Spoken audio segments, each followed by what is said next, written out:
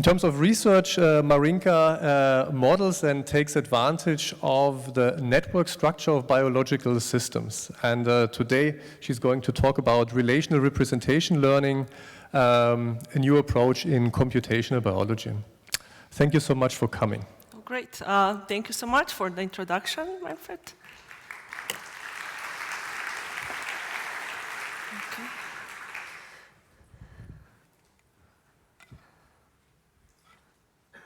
Wonderful. So hello, everyone. I'm very excited to be here today and talk about relational representation learning as an approach or paradigm in computational biology. And when we think of relations or interactions, we immediately think of networks. So what are networks? As this community will recognize them very easily, they are typically defined as an object where we have some form of entities or objects that are of interest to us, and those objects interact with each other or codepend with each other in some way. So this is network representation that has been really fundamental to many exciting discoveries in computational biology over the last decades. So why networks, and why networks are such an important concept in computational biology? I really think there are fundamentally three reasons for that. So the first is that networks are a very general language that we can use for describing complex systems. And that means complex systems not only in biology, but across very different disciplines and domains. So for example, including interactions or informations in the level of interactions between humans or interactions between humans that would record familiar relationships, or the ways proteins would interact with each other. All these kind of very different semantic relationships and different kinds of complex systems from cells to human society would then be represented mathematically as a graph or network with some number of nodes that which we represent here as circles and lines that would indicate edges, relationships or interactions. In biomedical research, many data come very naturally in the form of networks. And that goes from patient networks to hierarchies of cellular systems, to the way disease pathways formed and are organized at the molecular level, all the way down to representation of similarities between cells or organization of biomedical knowledge in the form of graphs. And finally, not only that many data are networks, networks are also a mechanism that allow us very easily to integrate and bring together very heterogeneous data. In particular, I'm showing here in the slide an example how network would allow us to represent various kinds of relationships between individuals in a population, all the way down to relationships between various phenotypes or diseases within an individual, and then even further to various kinds of interactions between molecular components. So with networks, what we can do is then integrate the data across these different scales so that we can bring together information from genes and integrate it all the way up to behaviors, and that data can be very rich and multimodal. So now that we know that how powerful networks are as a paradigm, it's an interesting question that, that's very relevant nowadays, how to work and with networks in the form of machine learning settings. The challenge, however, here that we see is that networks are challenging to work with for prevailing machine learning paradigms, which expect that as an input what we would get is a single feature table of IID examples, but networks by definition are not like that. So a typical machine learning life cycle nowadays, when we have network as our data, is as follows. So somebody gives us raw data that we then think about how to represent it as a often rich multimodal network. Once we have a network, then we think of what might be the best learning algorithm that we might want to use it and apply to that network in order to get to a particular model and in order to really being able to generate predictions for a downstream prediction task. Really, the challenging part is that, that to go from network to really a model, then we need to extract features from the networks that would describe various aspects of topological structure of nodes that are active in the network. And that's really challenging nowadays, because the way this is done is by manually engineering features that might be best useful for downstream tasks. And what really we would want to do is to automatically learn features that are most useful for a particular task that we have at hand. So this is a challenging problem, and I will present today one approach that can be used to tackle that problem, and that particular is now is a framework that would fall under umbrella of graph representation learning for biomedical data, which I will first outline, and then I will focus on 3 research applications that were enabled by this new set of methods, and those applications really set up the stage for bridging currently the divide between basic science data and patient data. And those will be about predicting drug combinations and modeling polypharmacy, about identifying medical indications, and then finally about reasoning over biomedical knowledge. So let's start with the first point, which is graph representation learning from biomedical data. And here what really I mean is really how do we learn those so popular deep models that exist for many data modalities. How do we learn and train them on networks rather than other kind of data? So what we are asking really is how to go from a potentially heterogeneous network as input on the left and transform that network to a series of nonlinear transformation that will allow us to get at predictions that might be predictions about properties of cells, patient outcomes, new kinds of relationships between, for example, disease gene associations, or new discoveries about functional or disease modules. Now, prevailing deep models are primarily designed not for networks, but are designed for grids or simple sequence structured data.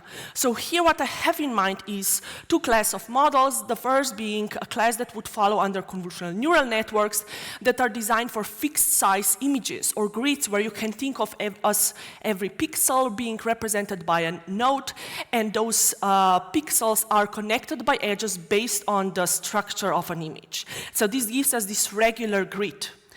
The other class of methods, recurrent neural networks, were designed primarily for text and sequence data, where we can think of those sequences as, again, relatively simple graphs where each token or a nucleotide would be a separate node, and then the ordering of those elements in the sequence or tokens in the sequence would define a linear chain or pathway. So these are grids or simple sequences. And these models have really brought extraordinary gains in computer vision, natural language processing, speech robotics, and have been discussed extensively at ISMB this year. However, such models are typically unable to consider interactions or relationships, edges, which is basically the essence of networks or graphs that we have. In particular, what I mean by that is that real-world networks don't look like regular grids or linear chains. They look like such irregular structures, or even they might be even more complex than in the sense that they might be very heterogeneous and multimodal. Just think of your favorite example, which might be human contact network, various kinds of disease networks, or for example, single-cell similarity networks. So why would a deep learning on networks or graphs be such a challenging problem? So the first and primary reason is that biomedical networks are far more complex than simple grids or sequence data, in the sense that they have complex topographical structure. There is no necessarily spatial locality in the networks that we see in the grids. There's also no fixed ordering, so it's impossible to say in a network what is the node that is to the left of the current node. We cannot say, there's no meaning in saying what's the left to the current node, but this notion is a very clearly defined, for example, in an image where we know, well, what's the pixel to the left or pixel to the right, to the top and to the below. Furthermore, the networks are often such that they contain a number of different kinds of entities and different kinds of interactions that have different semantic meanings, and they often might be rich and heterogeneous in the sense that we do not have just simple graphical structure, but then there are a number of different kinds of side information available that we might want to integrate in the model. So hopefully I convinced them that the networks as shown on the left have very different structure than the structure that is used for, as input for prevailing deep models nowadays, shown on the right. So what would be a naive approach to train deep models on network data? So naive approach would be as follows. We imagine we have a network as input, and let's say we'll have a very simple network on 5 nodes, A, B, C, D, E, which is shown on the left. And we can always represent a network as a matrix. So we would have an adjacency matrix, a binary matrix where 0 indicates an absence of an edge, and 1 would indicate the presence of an edge. Potentially, we might have some additional features on the nodes. So if what would be an naive approach now to use this model as input to neural network? We would simply say we have a network, we would represent it as an adjacency matrix, and then use it as an input to our favorite deep model. There are many issues with this idea. The first and perhaps the most obvious is that such an approach is not invariant to node ordering. So, for example, if I simply now go and change the labels of nodes A, B, C, and D, perhaps saying that A will be called D and D will be called A, the topographical structure of the network has not changed. It's exactly the same. However, the adjacency matrix would look completely different, meaning that any prediction that would be made by this naive model, where would be, for example, running a simple feed-forward neural network, would make a completely different prediction on the data that is exactly the same. So clearly, that's not something what we want. There are many other problems, one of them not being such a naive approach applicable to graphs that are of different sizes, which of course is a limitation that's an important constraint in many research problems. So the goal will be to, for the talk today, in the next few minutes, I will talk about a framework that allow us to really train efficiently and in a principled way those deep models on data that comes in the form of graphs or networks that can be very heterogeneous. And before I give you information and describe the methodology, I'll show a preview of results that we will focus on in the second part of the talk. But this is more as a motivation so that you will bear with me in the next few minutes while I will be describing the methodology. So the methodology that I will describe then, and the variants of that, we used to tackle 3 specific problems that I will cover today.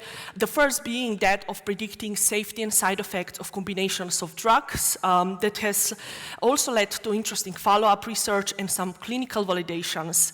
The approach has also been useful to predict medical indications and repurpose all drugs for new diseases, which has also led to some follow-up research in the wet lab. And finally, I will also talk about how such methodology for graph representation learning with deep models can be really used to answer complex queries and reason over biomedical knowledge graphs. So that's the motivation, and now in the next few minutes, in the next few slides, I will briefly outline the methodology that allow us to tackle these questions. So let's start with the setup. Our setup for today will be that as input we have a multimodal network. A multimodal network for the purpose of today is defined as a network or graph that contains entities of different types.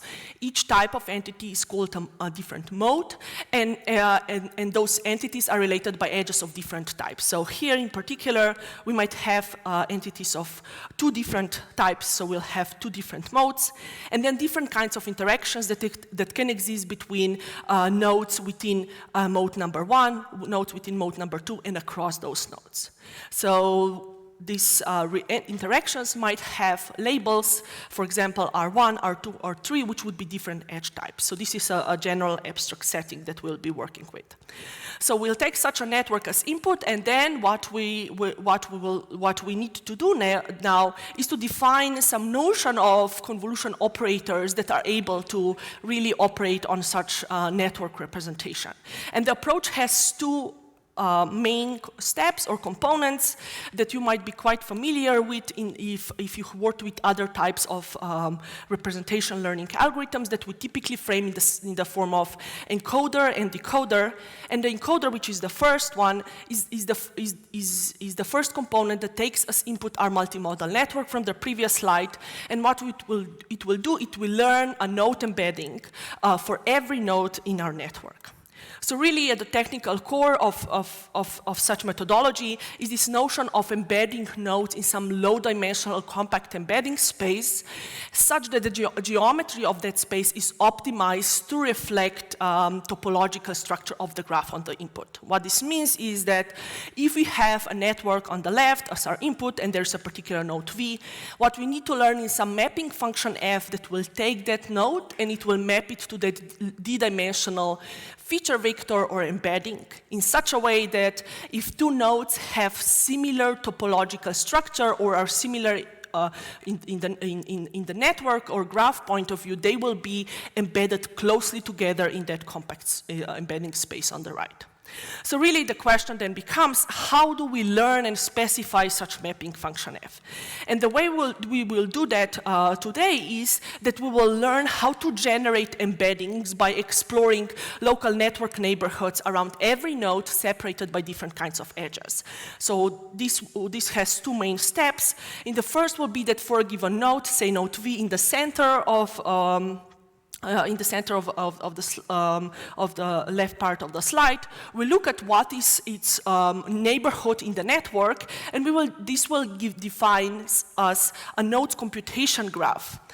And then what we will do is we will learn what's the most effective way to transform and propagate information along edges of that computation graph, while taking into account the different kinds of semantic meanings that edges might have.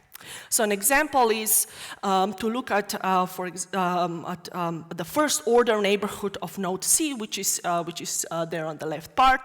And we see that node C has a few neighbors. It has 3 neighbors that are these triangle nodes, and it has 4 neighbors that are orange circles. So if altogether there are 3 different kinds of edges that C is involved in, which means that the computation graph for node C will have these 3 separate channels, each channel for a different type of edges, R1, R2, and T. And in each channel, the black boxes specify how to transform and aggregate information from nodes in that channel and pass it along to generate an embedding for node C.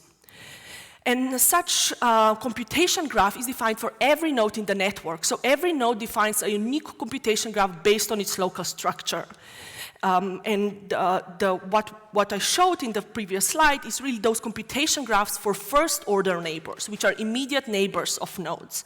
This idea can be then generalized to consider indirect neighbors as well, and this is what gives us a deep model.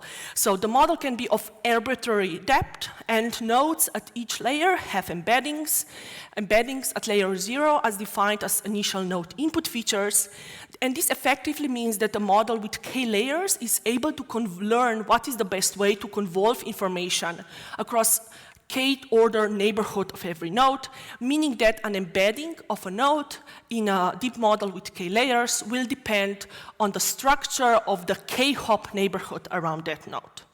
And nodes with similar network neighborhoods will be embedded close together if their structure is similar depending on the depth of the model. So a single slide of how to implement that mathematically, at least the vanilla version of the model. So the idea is the following. Each node's computation graph, practically what it does, it defines a neural network, but each node has a different architecture of a neural network. The only way we are able to actually train that efficiently is by sharing the parameter weights of the model across the nodes. And the way it goes is the following. So I set at the layer 0, the initial embedding of every node is equal to node features. That's exciting because it allows us to integrate various kinds of side information in the model, for example, information on image features and patient data that I will describe later.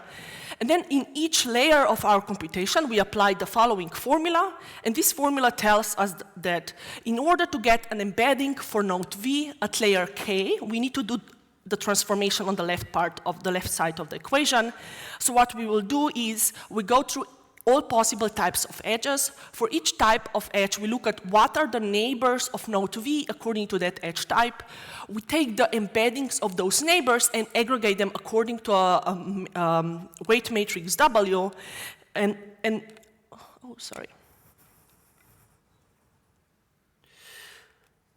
Okay, we are back.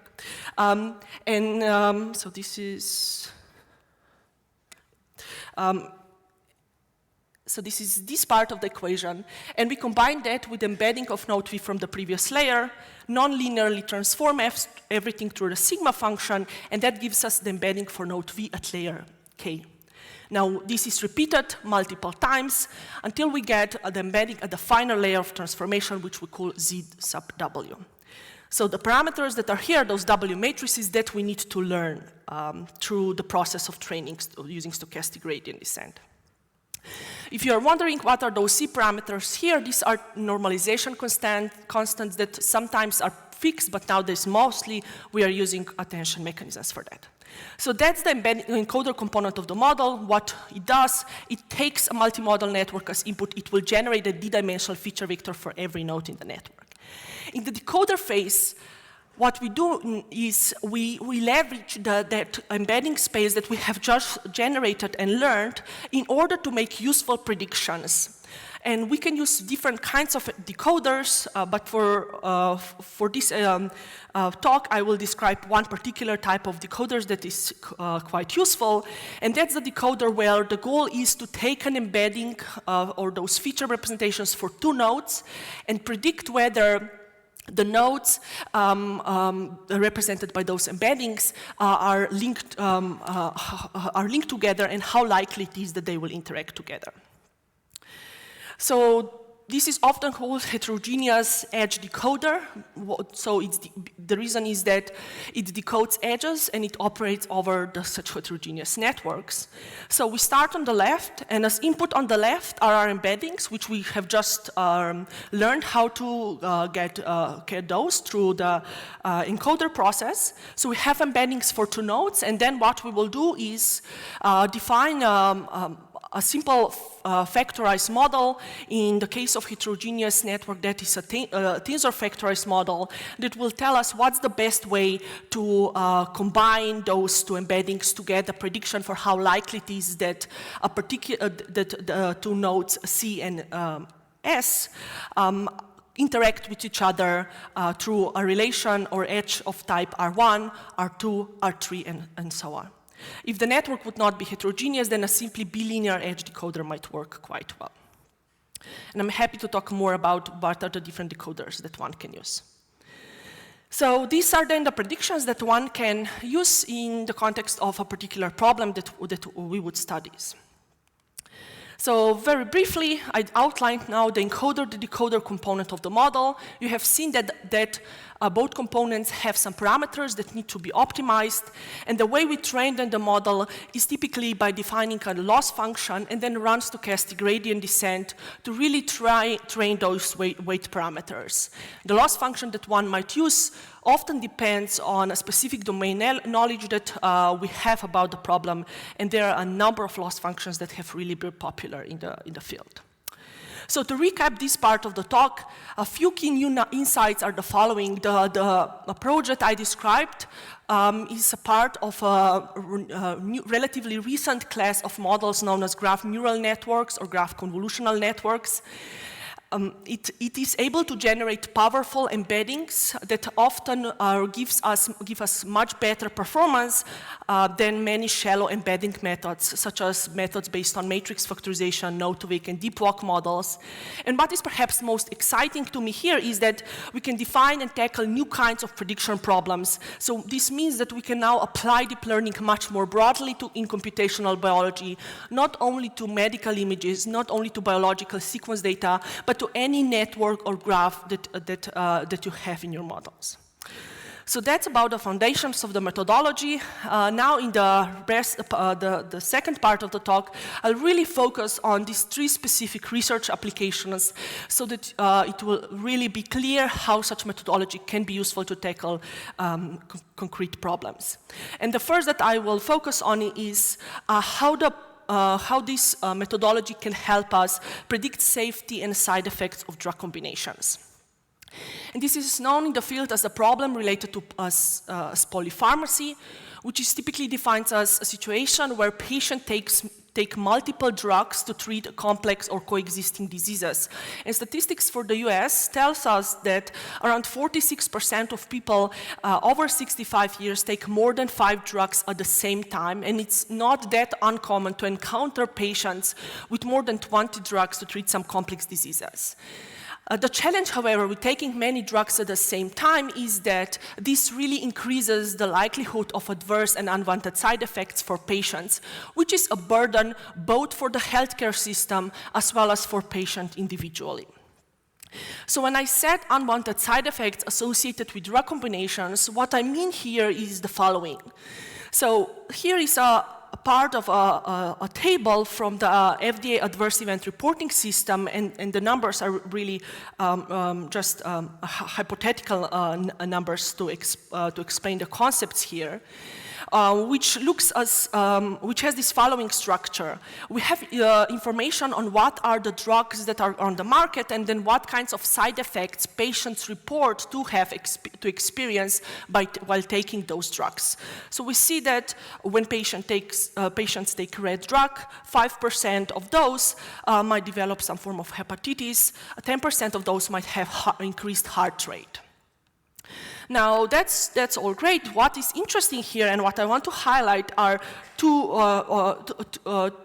points. So first is we see that the side effects that are associated with taking both red and green drug together, this is the last row in this slide, are those side effects that one sees or that we see in patients that take red drug alone and in patients that take green drug alone, which is perhaps something one would expect, right? So if taking multiple drugs together, then the side effects that one would see would be those that are associated with the side effects of individual drugs and the union of those.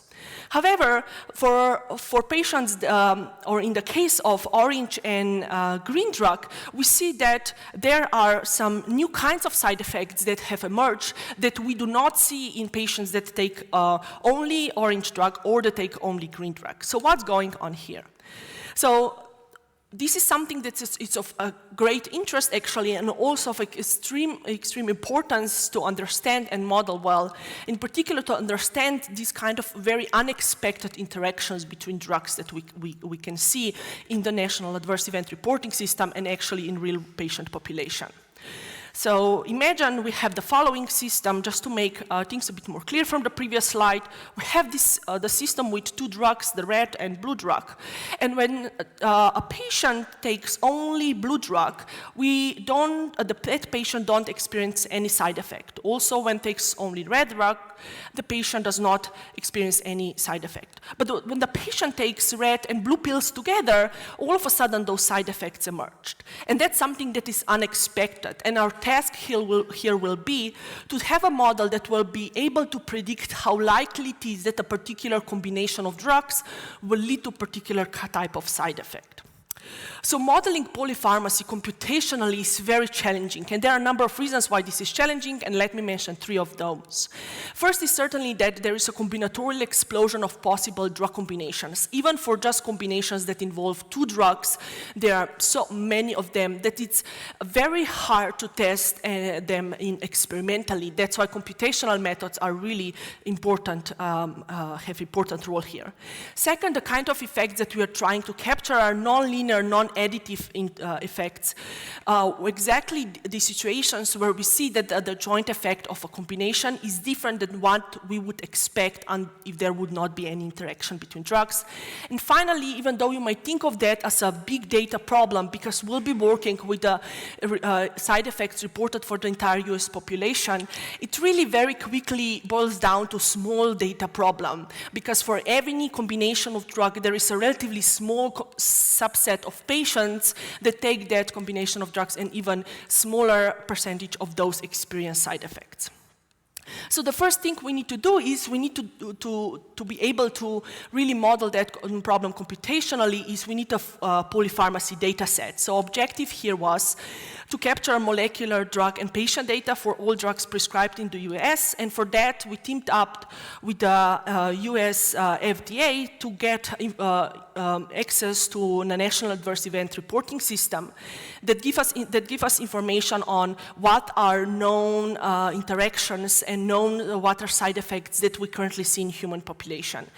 And then we integrated that with information on what are the proteins that are targeted or associated with by those drugs, and how do those proteins interact with each other in humans. So that gave us this multimodal network that actually I used as an example in the first part of the talk.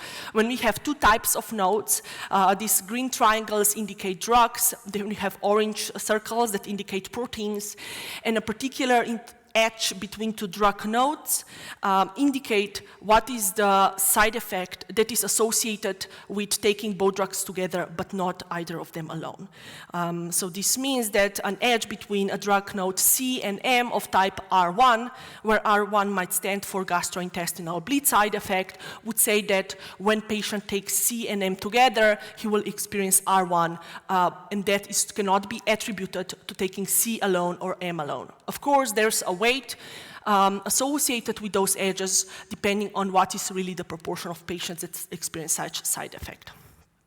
So when we have this network, we can now apply the deep approach that I described earlier in the talk to that polypharmacy network. And that approach allows us to fairly directly answer queries of the following form. So here's just an example of a query that the model can answer, which is how likely that a particular pair of drugs, say a form of statin and ciprofloxacin, when taken together, would lead to the breakdown of muscle tissue. This means that what we are asking the model is to predict how likely it is that an edge of type breakdown of muscle tissue will exist between the drug nodes C and the drug nodes S in the network. So once the model can be trained in this way, then the immediate next question that arises is to first measure performance of the model in some controlled environments. And that's what I'm showing here in the next slide, where the results show the performance of the model in a controlled cross-validation setting, measured through two measures, area under ROC curve and average precision at 50, where higher values indicate better performance.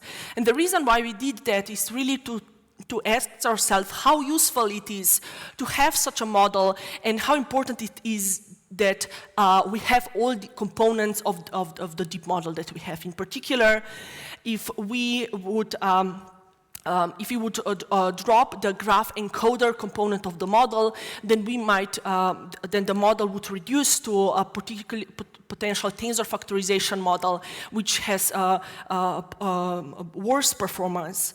If we would not use the decoder component of the model that I described earlier, then we would fall back to a multi-relational factorization model, which also has worse performance than the proposed model, which is in the red bar. And finally, how important is really to have these multiple non-linear layers of transformation, how important it is to really have those deep models we see that by comparing the performance of the model with some of the shallow network embedding models.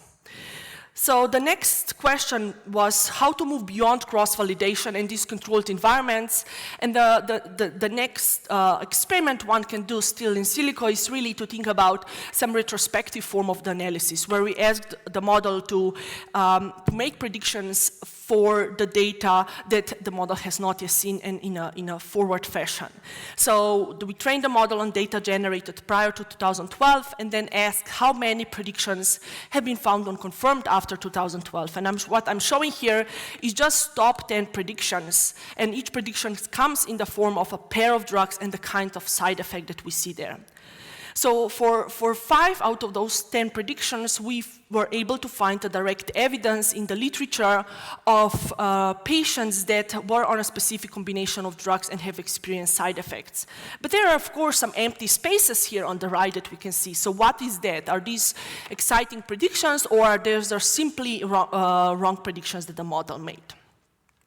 So since then, we teamed up with clinical researchers in Mass General and at Stanford Medicine in order to validate some of the new predictions that the model has made. And that's a fairly complicated process that's now ongoing, where we are using drug interaction markers, lab values, and many other surrogate measures to get insight into whether predictions made by the model are really valid. And what is even more exciting here is that this model can be integrated with the electronic health record information or the measurements at the individual patient level in order to really make precise predictions about what is the side effects that a patient might experience, taking into consideration not only information about other patients, but also what are the properties of clinical and medical history of the patient that we are currently looking at.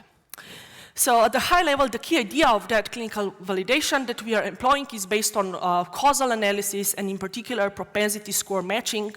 And the idea of that is the following. Imagine that the model makes a prediction that when a patient takes orange and green drug together, this will lead to nausea as a side effect. So let's say this is the prediction made by the model, and what should we do in order to get some insight into whether that prediction is actually plausible? So the project we are currently taking is the following. We are looking for a large number of triplets of patients that have the following structure. So for a given triplet of patients, we have 3 patients, patient 1, 2, and 3. For patient 1, we know that that patient has been taking the green drug, and sometime after that, we don't see any reports of nausea or nausea side effects or no anti-nausea medications. For second patient, we know that that patient was put on the orange drug, again, no anti-nausea medication. For the third patient, that patient is such that there was a certain amount of time and the overlap where the patient was taking both drugs together, and sometime after that, the patient was put on an anti-nausea medication. Now, the explanation or possible explanations for why the patient would be put on anti-nausea medication are, well, it could be that the patient has developed some secondary disease independent of that of green or orange drug, or the patient could have experienced nausea side effect, and that's what the clinician is currently treating. Now, if we are finding only one triplet of patients like that, then this is very noisy, weak evidence for that prediction to be true. But being able to find a large number of triplets of patients like that, that would give evidence that the prediction made by the model might be interesting and exciting to consider further. In particular, the reason why we are doing this now on known drug indication or known drug combinations is to then see how the model, how trustworthy are predictions on drug combinations that are not yet used in patients, which can then motivate the development of new combinatorial drug therapies. So this concludes the first application, and then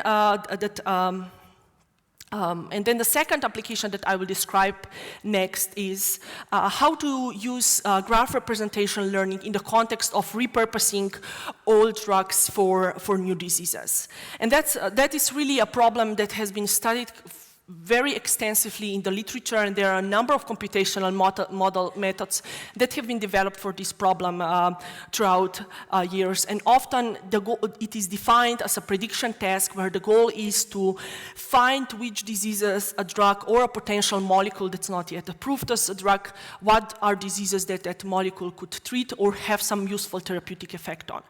And there's lots of excitement in the field about doing such drug repositioning studies. However, we are yet to see very successful techniques that allow us to do drug repositioning at large scale, since most of the current drug repositioning successes were the result of really accidental findings, where it has been realized that a drug that's used to treat a particular disease might also have some useful effect when treating some other set of other population of patients with some other problems. So for today, the way we will define our prediction task is fairly simple. So what we will be asking is what drug treats what disease, and the way we formulate that is as a problem where if we have drugs on the left part of the slide and then a list of diseases on the right part of the slide. And then we know, well, what are known medical indications based on the data on approved drugs. What we want to do is we want to predict new links or new edges between drugs on the left and diseases on the right. So the goal is to predict which diseases a new molecule might treat. The key insight, however, that we'll be leveraging here is that of really not representing drugs and diseases as fairly simple objects or as simple nodes, which is what we did in the previous application, but we will represent diseases as a rich subgraph of protein interaction network, which is defined on disease-associated proteins, and we will represent drug as a subgraph of proteins that are defined on a drug's target proteins as well as off-target effects. Now, in the literature, it is known that,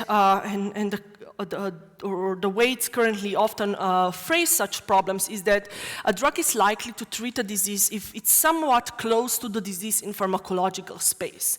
But that is extremely vague, extremely abstract concept that is very hard to computationally operationalize. But what we will do here, we'll use this paradigm of embeddings to operationalize this concept in such a way that we will measure closeness in pharmacological space by really measuring closeness in the embedding space that we will be learning. So what this means is, from the prediction point of view, our task will actually be to predict links or edges, but not between individual nodes, but between subgraphs. So our input data will consist of a large number of drug disease subgraphs, and then the method that we'll be developing for that will learn embeddings for those drug disease subgraphs and then use embeddings to make new predictions and discover new associations between drugs and diseases. And the approach really is based on some of the foundations that I described in the first part of the talk.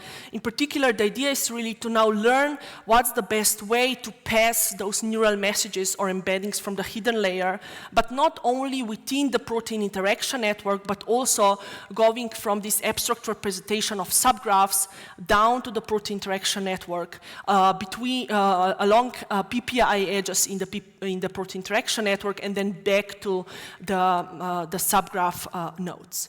And this is something that is then formalized in the form of a subgraph encoder when we get an embedding for every subgraph rather than every node.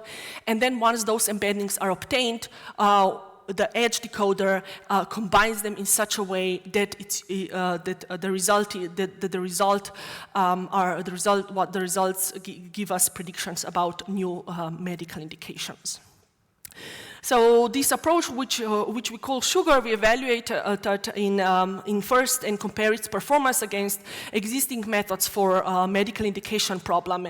And for that, again, the first task that one needs to do is really to construct and build a high-quality drug repurposing data set.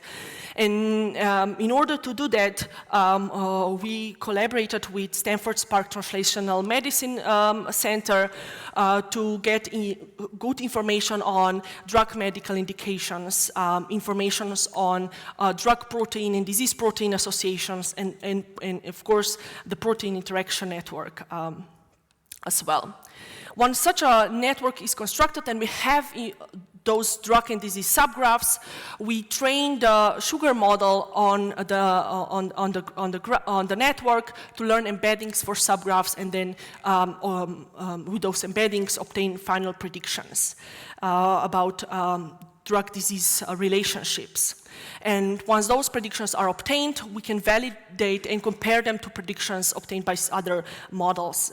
In particular, here what I'm showing in this slide is a table that reports area under precision recall curve and area under ROC curve of the approach relative to two classes of methods. In particular, what is interesting here first is to see how does the proposed method perform against some of the existing methodology that is based on running random walks on heterogeneous networks. So these would be methods that do not use embeddings at all. What is even more exciting here to me personally is the second class of methods, which are methods that measure or closeness in pharmacological space between drug and disease by simply calculating what is average shortest path length between a drug and disease in the PPI network. And what this shows is really by using the power of embeddings to operationalize this concept of closeness in pharmacological space, we can get much better results than by simply calculating the shortest path lengths in different and summarizing them or aggregating them in different ways. So again, how to move beyond cross-validation? The next step that we did was to ask what were the drugs that were repurposed in the context in the last decade within the Spark Center for Translational Research program, which is managed at Stanford, but then really it's international outside of US as well. And what we got from them are some of the drug diseases that have been, successful in their program. And we used that information as gold standard information and asked the sugar model to predict to make predictions for the drugs and see how good those predictions are. So if you look at one particular row in this table, let's say the fourth from the bottom, so according to this to that prediction, the sugar model said that carvedilol is 9th most likely drug to be useful for treating Chagas disease. So it was ranked as number 9 out of 5,000 drugs that were ranked in the model. And if you look at other rows in this table, then one can see that the drugs that were actually that are useful for and were repurposed for diseases are ranked quite highly.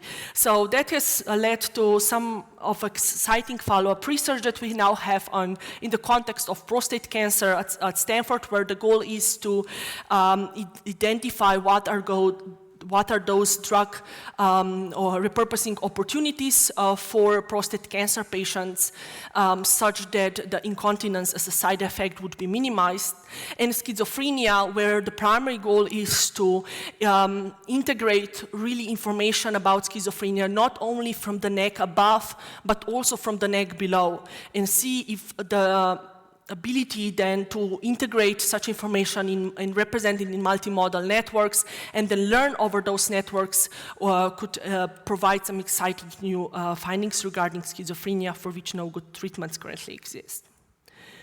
So as a computational person, what was really challenging for me, and I guess many in the audience might relate to that, is to convince our medical collaborators to really take a close look at our predictions, and then to build this trust and partnership with them. And really what is missing here to do that is the model does not need to just be in a way this black box model that makes predictions that then are provided in the form of tables with some confidence estimates. But what really one needs are feedbacks for the machine learning loop that allow domain experts to ask questions and then obtain predictions in addition to explanations of those predictions. So really what's important is then to give domain experts some tools that allow them to ask questions such as, what is the data that explains a particular prediction? So in order to tackle this challenge, which was really important to tackle to convince and build a partnership with our medical collaborators, we developed some work on how to generate explanations for this new class of black box models that are graph neural networks. And really the goal here at the intuitive level is that what we want to know is that for a particular prediction that is made, we would like to know and summarize where in our entire graph that was at the input, the model really looks for evidence for this prediction. So intuitively what we would want to do is to find a subgraph that is most influential for that prediction.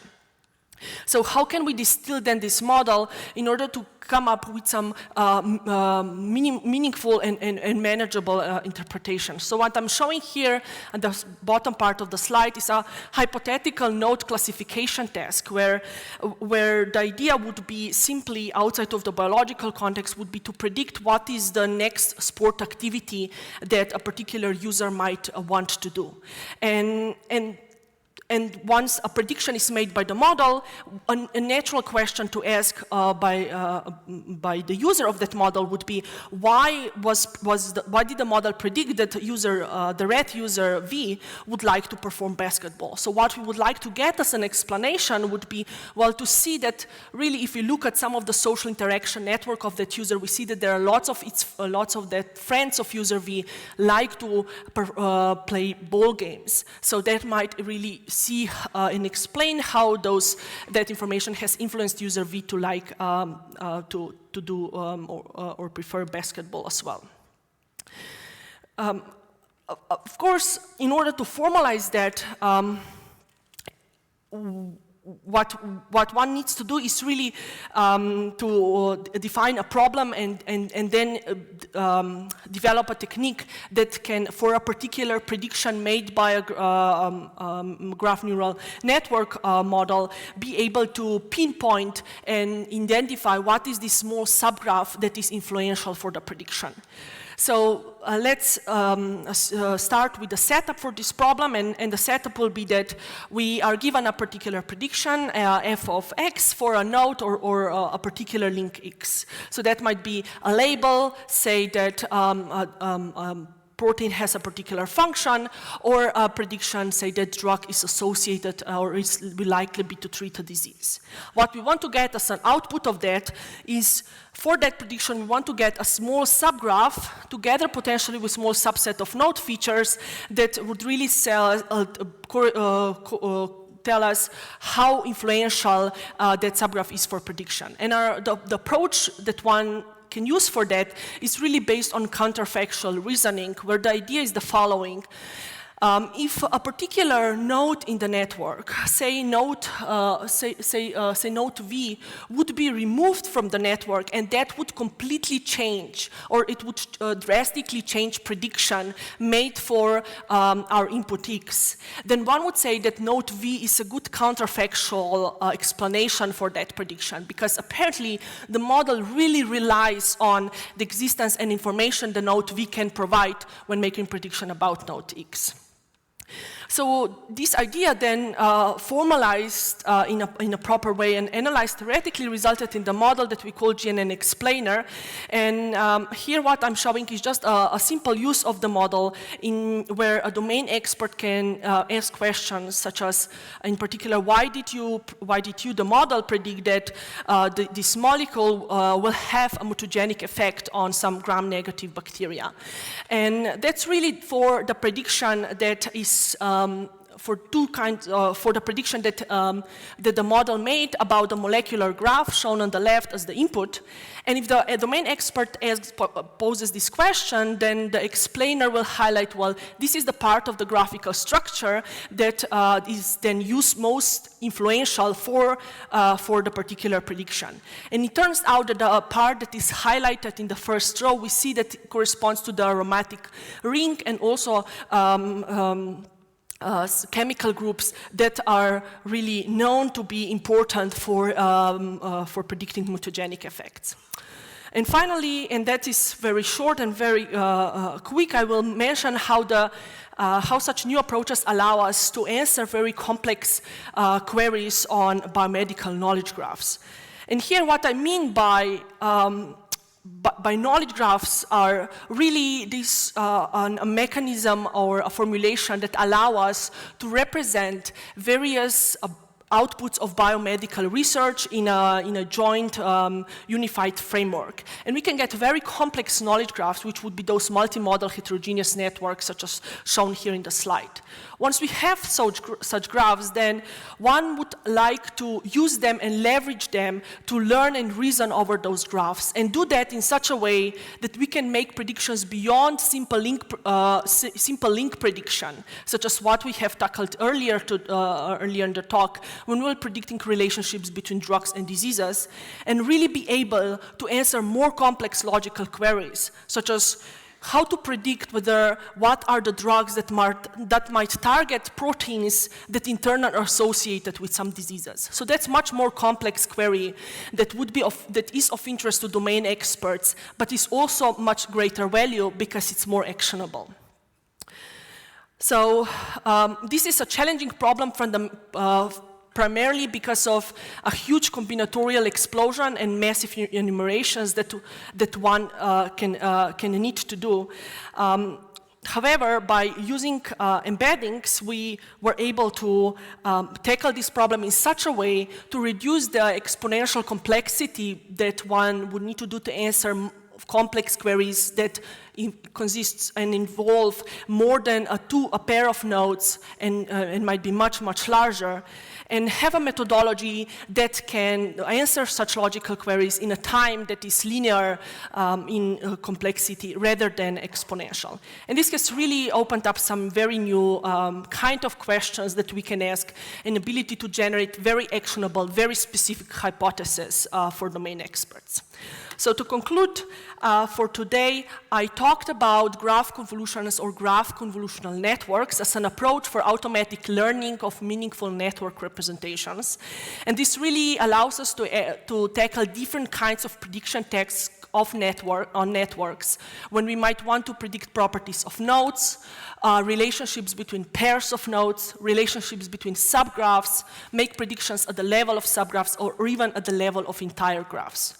There are many future opportunities, and there are even more challenges that would need to be solved, including how to bridge, how to use such knowledge that is represented in networks as a way to connect some of the more patient-level data with some of the basic data that we have. So thank you so much for listening to the talk today. I'm also very thankful for my collaborators. All the papers to code data for the applications that I mentioned today is available online, including extensive tutorials on this methodology. Thank you.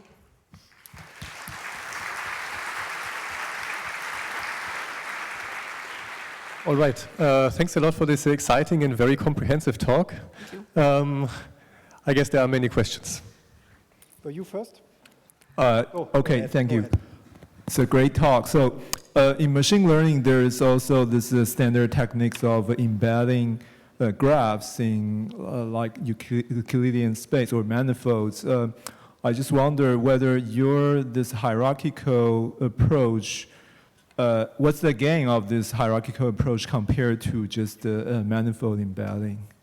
Yes, so that's a great question. I didn't have enough time to cover some of the very important fundamental work in spectral network analysis, such as Laplacian embeddings or kernel methods that can also generate those embeddings. So it turns out that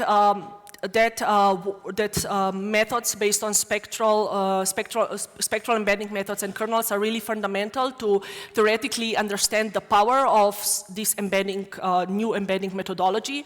Where I would say where the greatest benefit is really in the ability to tackle new kind of prediction tasks, where we would not be, where we are interested in not only doing classic predictions in network science, which would be that of node classification or predicting links between a pair of nodes, but also doing, asking exciting questions at the level of subgraphs or graphs, or these more complex questions such as questions or predictions that involve queries on multiple nodes. That's really where this framework excels.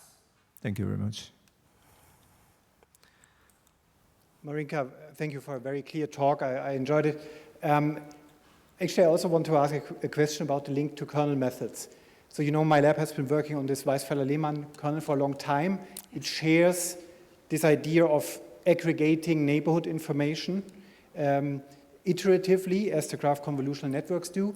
Now, what we observed across all real-world applications is that the direct neighborhood matters most, and if you do more than 3, more than 4 aggregations, so if you do 4 steps in aggregating the neighborhoods, then there's nothing anymore that improves your learning. So I wondered, do you make similar observations in graph convolutional networks, or is it completely different there? That's a great question. We make very similar observations. Typically, what is interesting here is that graph neural networks are not as deep as convolutional neural networks or recurrent neural networks. Typically, the depth of those networks is 3, 4, really not more than 5 hidden layers.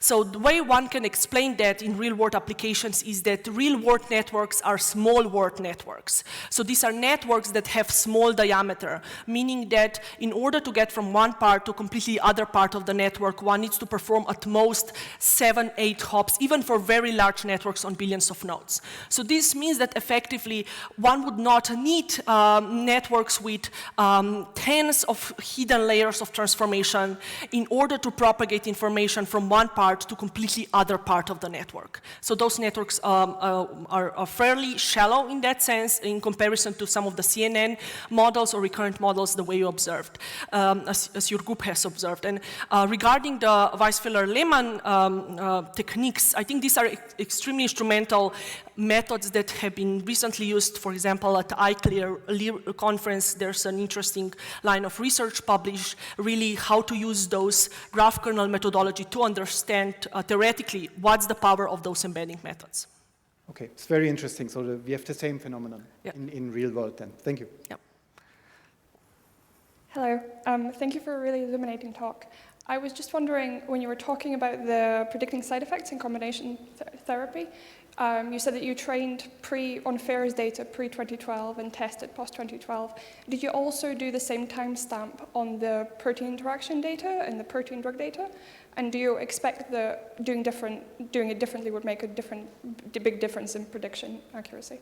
Yeah, so that's a great point. Often, the kind of experiments that I like to perform in addition to more classic cross-validation are these retrospective studies. And in second part of the talk, when I was talking about medical indications, that's indeed what we did as well. In order to get time-stamped information on protein interaction networks, we teamed up with Harvard Medical School, where they are generating PPI networks to get information on where a particular edge was discovered relative to, based on what's the evidence that it was discovered on. Because there's lots of circularity in the data that would give us those spurious, high performance if we don't take that into consideration. Great, thank you. For the drug interactions, you predict the exact phenotype of these interactions. Where did you encode it? So we encoded those phenotypes in the form of SNOMED and ICD classification. But there is lots of work in actually going from the National Adverse Event Reporting System to a data set that really is high quality, because there are so many confounding factors in the National Adverse Event Reporting System, since this is observational data set. Just one example is that we found that in 2008, one drug has really seen a spike in the number of reported side effects, which turned out to be simply due to a large media coverage of that drug. And because of that, doctors have asked their patients more often if they have any side effects reported, if they experience any side effects with that drug. So there's a ton of confounding factors that we had to process, and it turned out that normalization of drug notes to SNOMED or ICD actually took some time, but was not even the main challenge here. Thanks. But we provide a data set online, the cleaned and pre-processed version, so everyone can use it. Let's have one more question, since we are already running a little bit over time. I think you were first. Yeah. I think as well, so I'll take it from here. So Marinka, so motivation behind these networks are to model the interactions, right? But when you showed us how to explain the network, you took one component out, right? So what about interactions in explanation? Do you miss those when you apply your way of explanation? So that's a great question. Actually, the explainer tool that generates explanation for predictions, what it does not exhaustively remove one node or one interaction out and then make a new prediction, since that would be prohibitive in the number of things to try out and remove from a very large network and see what is the effect that they have on the prediction. Instead, what we do is define a very simple optimization task that jointly optimizes over the subgraph to identify the smallest subgraph that is most influential for prediction. So those interactions are taken into account automatically for generating explanations. But it's still just one subgraph. It's not like a combination of subgraphs, right?